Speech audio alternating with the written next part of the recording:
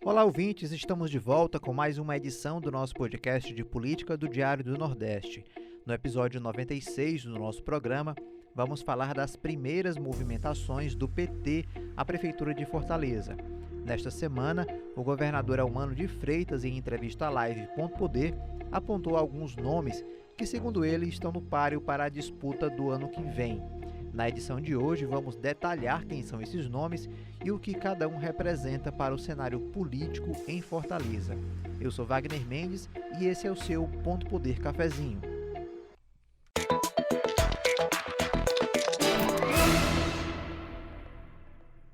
O governador Eumano deu entrevista à Live Poder nesta semana e citou pelo menos 5 nomes que podem liderar o grupo na sucessão em Fortaleza. São eles Luiziane Lins, Guilherme Sampaio, Larissa Gaspar, Arthur Bruno e Evandro Leitão, que é filiado ao PDT. Eumano também se mostrou aberto a uma filiação de Evandro, que é presidente da Assembleia Legislativa, ao partido. Disse que deve ser uma decisão pessoal, caso ele decida pela mudança, e que se ele colocar o nome à disposição, certamente será uma possibilidade a ser considerada. E quem me acompanha nessa discussão hoje são os repórteres de política do Diário do Nordeste, Igor Cavalcante e Ingrid Campos. Tudo bem, pessoal? Tudo bem, Wagner? Olá, ouvintes. Igor aqui também com a gente. Olá, Wagner, Ingrid, todo mundo que nos acompanha. Uma semana aí muito movimentada, de muito burburinho aqui nas eleições. E estamos aqui para discutir essa possibilidade aí, né, das eleições do próximo ano, um tema que atrai muito todo mundo, né, inclusive a gente. Pois é. E aí, vamos começar a destrinchar aí esses nomes citados pelo governador. Claro que ele citou primeiro ali, durante a entrevista, o nome da ex-prefeita Luiziane Lins. Foi prefeita por 8 anos, entre 2005 e 2012. Luiziane também foi vereadora de Fortaleza, deputada estadual e está no 3º mandato como deputada federal. É um nome forte do partido na capital, aqui na Grande Fortaleza. E tem uma longa aliança, né, com o governador Eumano de Freitas. Eles dois chegaram ao partido ainda nos anos 80, ao Partido dos Trabalhadores, e vêm juntos, né, desde essa época até os dias atuais. Eumano que foi secretário de Educação da Luiziane, foi o nome escolhido por ela para suceder na campanha aí de 2012, acabou sendo derrotado, né, por Roberto Cláudio. Mas é uma parceria ali que vem de longos anos e ele faz questão de dizer, né, o governador faz questão de dizer da aproximação deles dois, por mais que tenha ali um contexto, né, com o ex-governador Camilo, que não é tão próximo assim da deputada.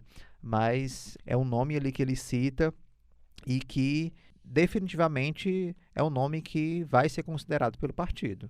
Wagner, a Luiziane é o nome aí que está sempre presente, né? Desde que ela saiu da prefeitura, a única vez que ela não disputou a eleição foi justamente uma tentativa aí de uma outra reeleição dela, o que não, constitucionalmente não é possível, mas a Luiziane é sempre um nome que tem muita força aqui em Fortaleza, ela mantém o eleitorado ali muito fiel a ela, então nessas eleições, tanto para deputada, ela está sempre entre as mais votadas, para prefeito ela realmente tem essa certa dificuldade aí, né, nos últimos anos a gente viu essa dificuldade dela, mas é um nome que é muito forte, tem um apelo político ainda também muito forte, tem essa base aí também na capital ainda muito consolidada, né, desde a época que ela era prefeita da capital.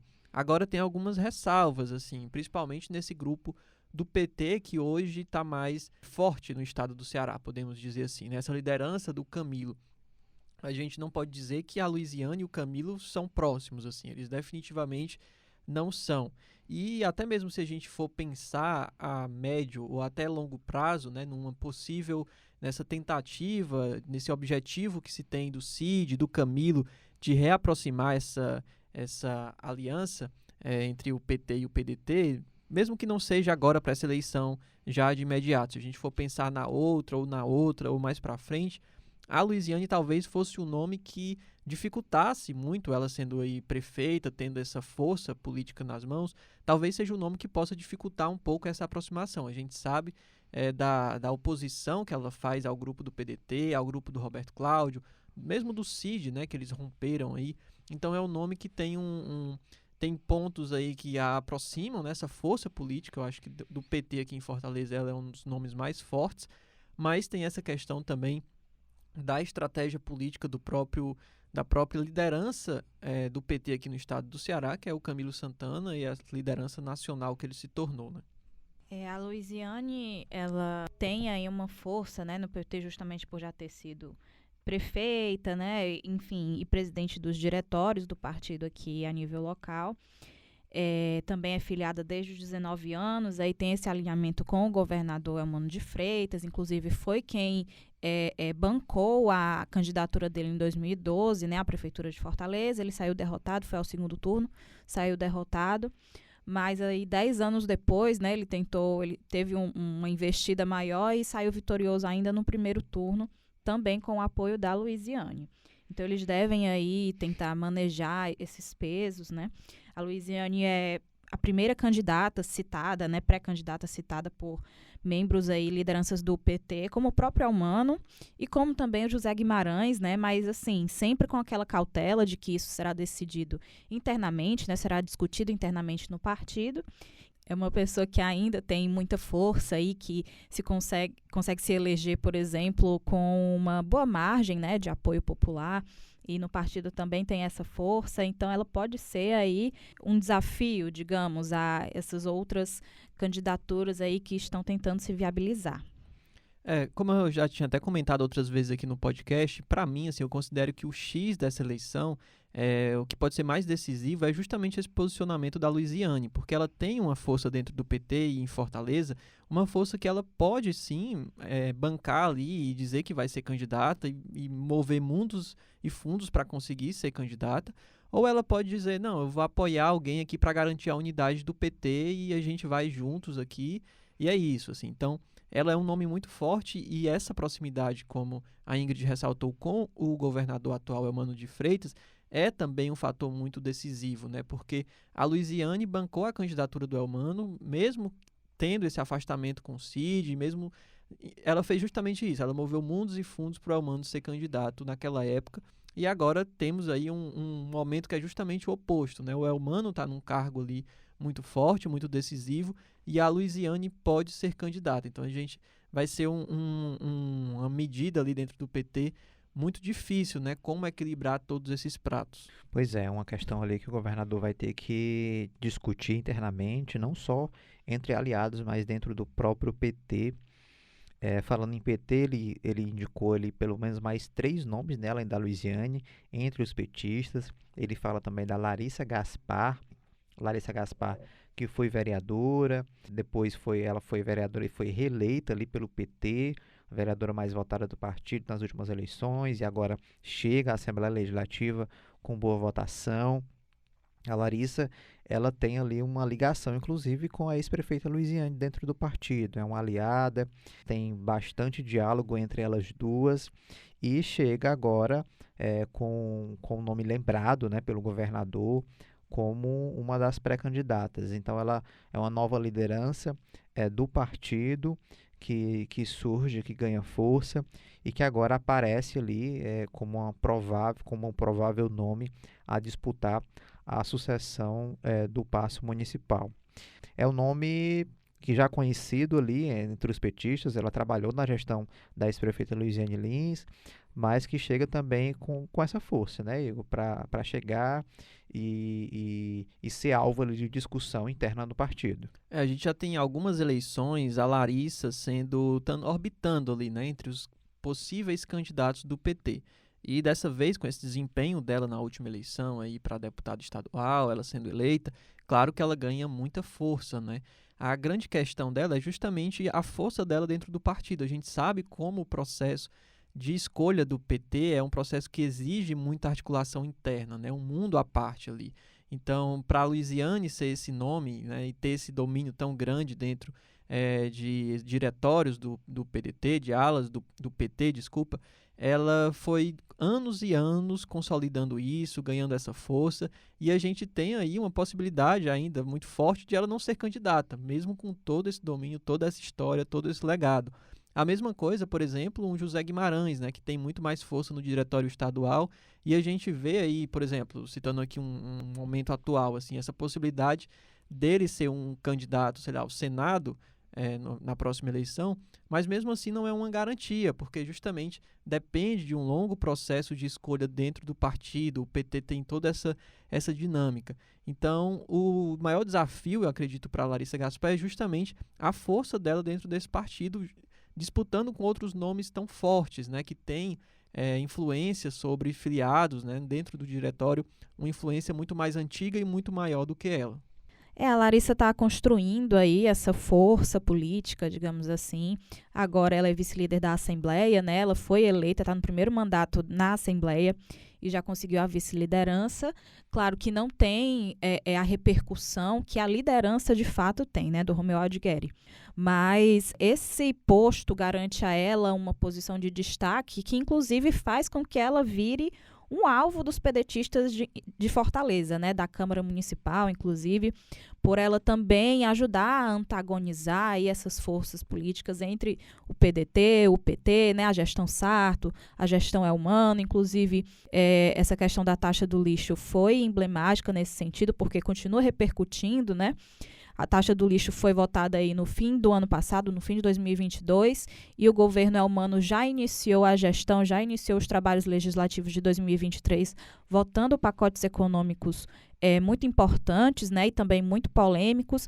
Então, esses dois elementos aí geraram uma discussão, assim, um embate em relação à gestão de Fortaleza e à gestão do Estado, né, que a gente pode, enfim, comentar depois, mas citei esse episódio aqui, esses dois momentos, para ilustrar, né, o antagonismo que ela também ajudou a construir ali, e o que ela absorveu, né, de críticas dos pedetistas, tem sido constantemente alvo dessas figuras. Então, ela está ali trilhando o caminho dela, né, está conseguindo talvez uma certa visibilidade, digamos assim, com essas discussões, né, e a gente vai acompanhando. Ela é uma figura nova no partido, né, se comparado com essas outras figuras que o governador Elmano citou, né, ela se filiou ao PT em 2019, ela era do PPL, que se fundiu aí ao PCdoB, aí ela saiu do partido. Foi eleita para a Câmara Municipal em 2016. Em 2019 ela entrou no PT, né, se filiou ao PT e está aí trilhando o seu caminho, construindo talvez uma carreira política mais sólida, né, para talvez se cacifar no futuro ou até mesmo para 2024. Pois é, a Ingrid lembra aí que a Larissa chegou ao PT em 2019, mas na verdade ela já foi filiada ao PT antes, né? Acabou se desfiliando, saiu da legenda, foi eleita pelo PPL, como a Ingrid também lembrou, depois voltou ao PT e agora, inclusive, ela vive um momento diferente ali na carreira política dela, porque ela, nos mandatos que ela teve na Câmara Municipal, ela fez oposição, né? Ela endureceu ali o seu mandato contra a gestão municipal. Agora ela está se adaptando a ser governo, né? Ela é vice-líder do governo Elmano na Assembleia Legislativa, então ela tem se adaptando. O mesmo caso vem acontecendo com o Guilherme Sampaio.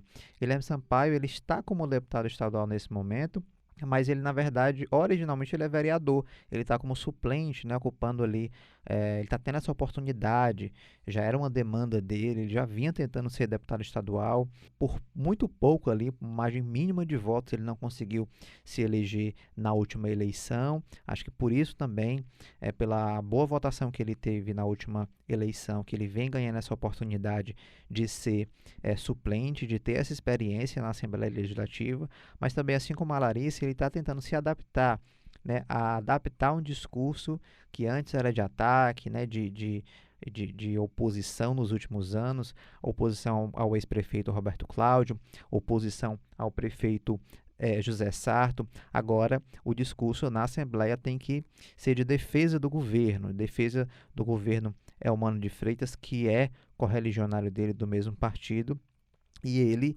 geralmente surge também, já em outras oportunidades, o nome dele já foi ventilado como possível pré-candidato à Prefeitura de Fortaleza, mas acabava que o nome da Luiziane acabava engolindo qualquer pretensão do vereador a ocupar ali a cadeira mais importante no município, que é a cadeira do Paço Municipal. Então, agora ele é lembrado pelo governador. A questão ali é dominar também as instâncias internas do PT, né, Igor? A gente sabe que o Guilherme, ele, embora seja petista, mas a corrente dele ali, ela não é tão dominante assim em Fortaleza. Então, é o primeiro desafio dele dentro do partido para depois tentar conversar aí do lado de fora, falar com os aliados, né? Com certeza. O momento, assim, tanto do Guilherme quanto da Larissa, acaba se assemelhando muito, né, a conjuntura deles.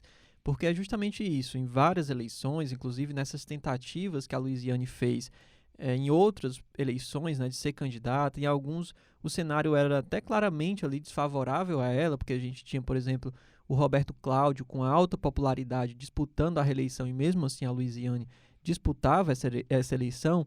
Então, mesmo nesse cenário que era mais desfavorável a ela, a gente tinha esses nomes sendo cogitados, né, mesmo do Guilherme e tal, e era um nome que acabava não se sobressaindo, né, justamente porque a Luiziane tem essa força fora do PT, na cidade de Fortaleza como um todo, nos eleitores, e também entre os filiados, principalmente no diretório municipal.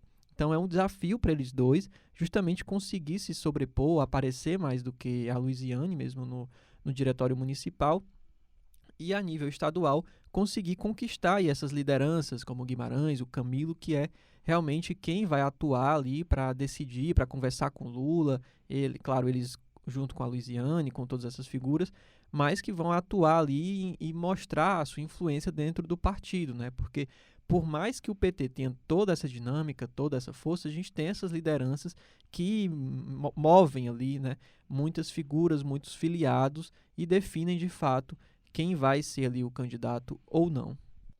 Agora a gente faz uma rápida pausa aqui para conferir o que vem por aí no episódio desta semana do podcast Pauta Segura, podcast aqui do Diário do Nordeste sobre segurança pública com o nosso amigo Emerson Rodrigues.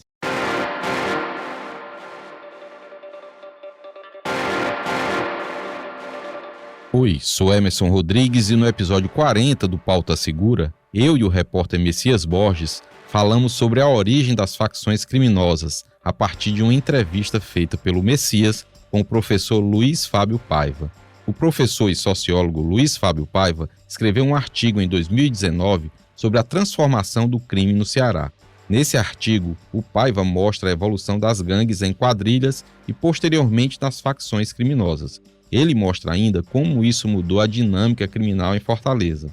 A partir do artigo dele, intitulado Aqui não tem gangue, tem facção, as transformações sociais do crime em Fortaleza, nós produzimos um mini documentário mostrando essa realidade. No Pauta Segura, nós trazemos trechos da entrevista do Luiz Fábio Paiva e conversamos sobre a apuração e os bastidores dessa reportagem. Segunda-feira, 6 da manhã, nos principais tocadores de podcast e no YouTube do Diário do Nordeste. Te espero lá.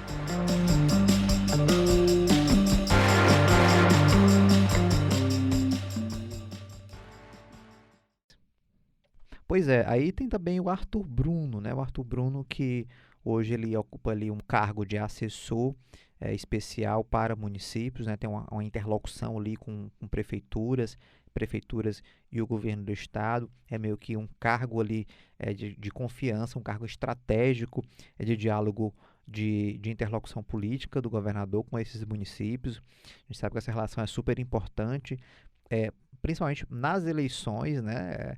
A gente lembrava aqui que em 2022, na eleição, havia ali muitos prefeitos, né? Houve um acordo em muitos prefeitos e o próprio governador disse que ia honrar esses prefeitos, essas alianças, né, que foram feitas, esses acordos para a eleição do ano que vem.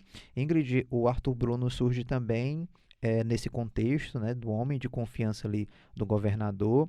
O Arthur Bruno, que foi deputado, né, tem uma longa experiência ali no legislativo e é um petista, vamos dizer assim, antigo, pertence ali a um dos quadros do partido, um dos mais antigos ali que a gente tem aqui no estado, né?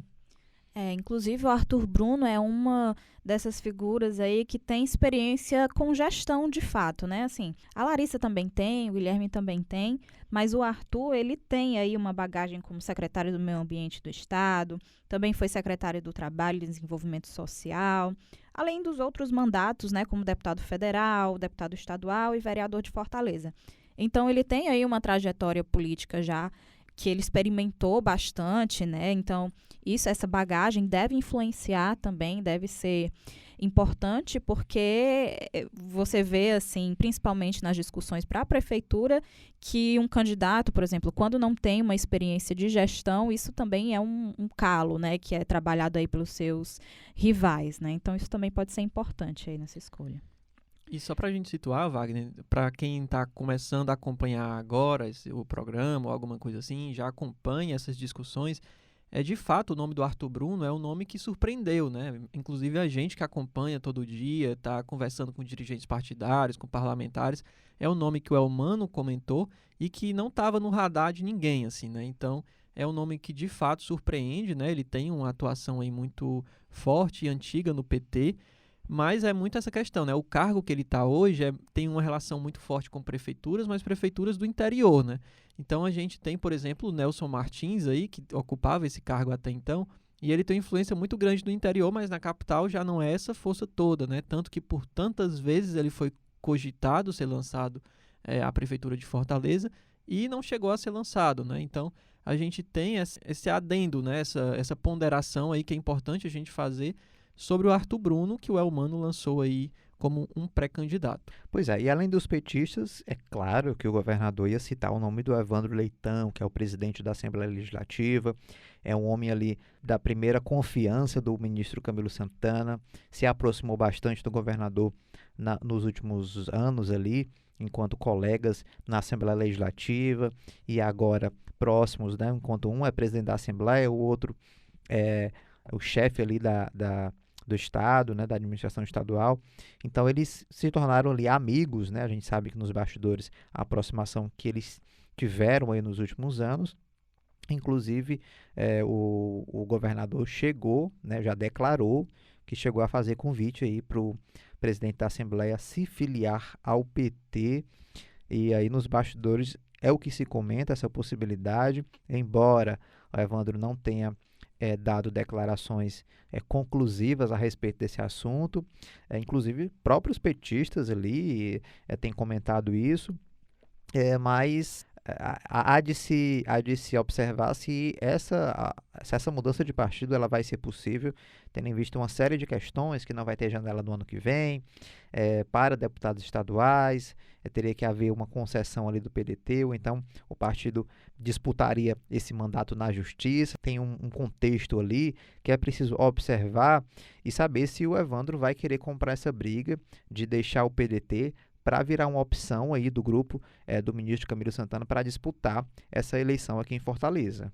A gente foi aí do que mais surpreendeu, né, o Arthur Bruno, para o que não foi surpresa para ninguém, que é o Evandro Leitão, né, o nome aí que desde o ano passado já é muito cotado, muito cogitado como candidato, principalmente pela atuação dele na eleição do ano passado, né, ele praticamente ali decidiu renunciar, de certa forma, ali, o apoio do PDT a ele, né, ele inclusive não recebeu verba de campanha, nada disso, porque ele encampou ali o apoio, né, aos candidatos, principalmente ao Camilo, mas obviamente que ele estava ali, de certa forma, fazendo uma campanha para o Elmano, né? Então, teve todo esse desgaste dentro do partido, se aproximou muito do Camilo, muito do Elmano durante essa campanha. Então, de certa forma, até um reconhecimento, né, essa possibilidade dele ser candidato. Claro que o nome dele é muito forte e, atualmente, eu acho que dentre esses nomes aí, é um dos que está mais cotado, assim, por todo mundo, né? Tanto a oposição aponta para ele, quanto a base aponta para ele.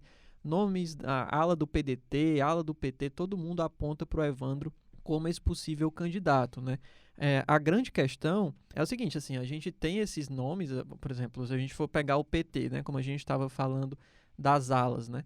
Eu acho que as únicas alas ali que não defendem o nome do Evandro são justamente essas que têm pré-candidatos, digamos assim. Então é da Luiziane, do Guilherme Sampaio, da Larissa Gaspar, mas todo o restante do PT ali, mais ligado ao Guimarães, ao Camilo, todo mundo defende abertamente até o nome, a filiação do Evandro e o lançamento dessa candidatura. Mas é como o Wagner falou e o Elmano também tinha falado, que é um risco, né? Porque, como a gente disse aqui no começo, o PT tem uma dinâmica própria e uma disputa ali, você colocar seu nome dentro do PT é algo muito difícil, né? Para você sair como candidato, precisa de muita força.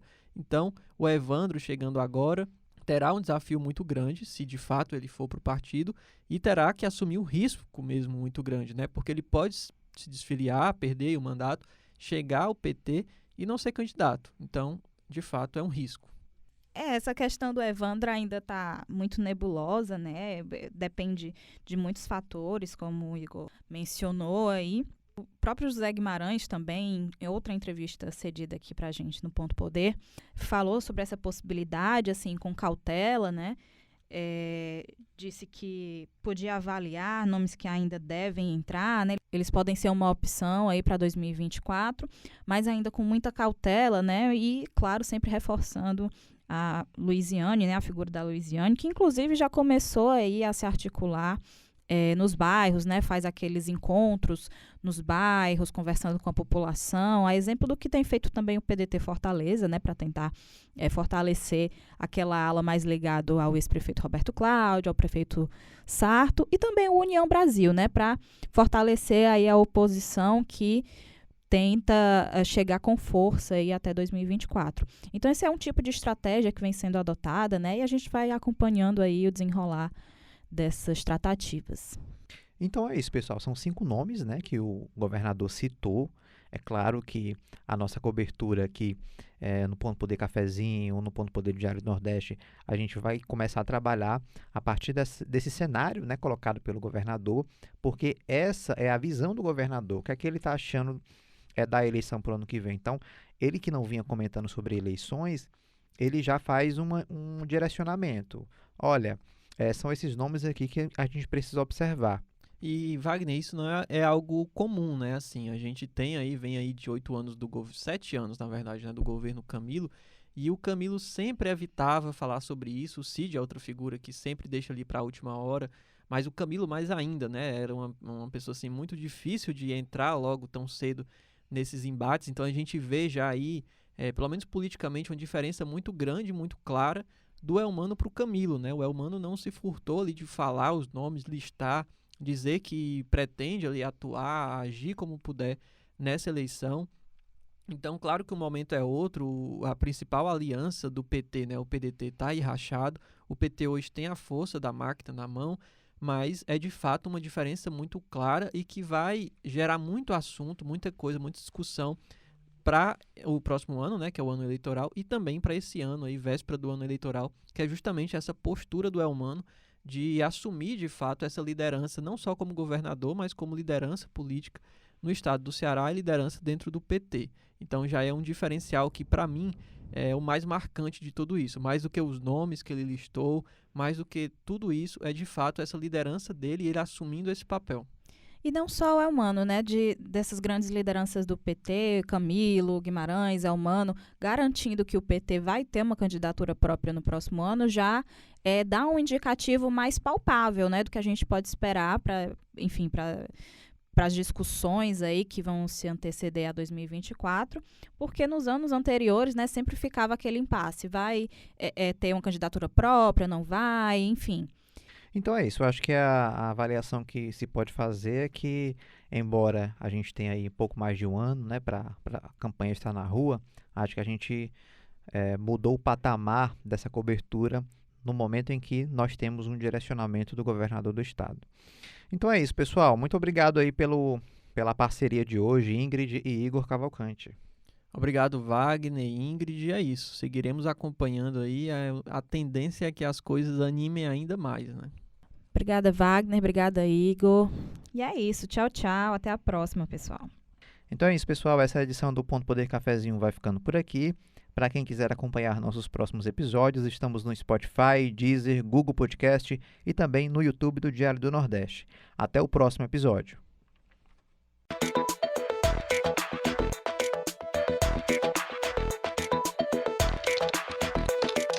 Ponto Poder.